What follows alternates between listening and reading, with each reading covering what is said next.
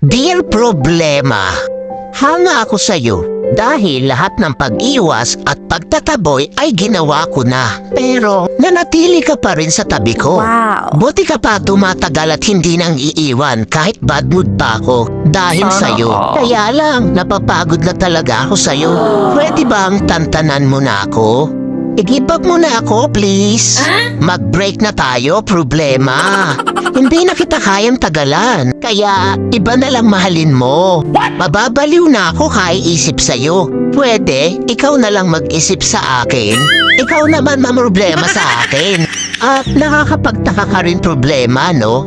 Dahil wala namang nangyayari sa atin. Bakit nagkaanak ka? Dumami ka pa talaga. Pwes, hindi akin yan. Nagawa mo rin pala talaga akong lokohin, ha? P.S. Huwag mo na ako sundan o hanapin pa. Wala akong pananagutan sa'yo. Nagmamahal. Stress.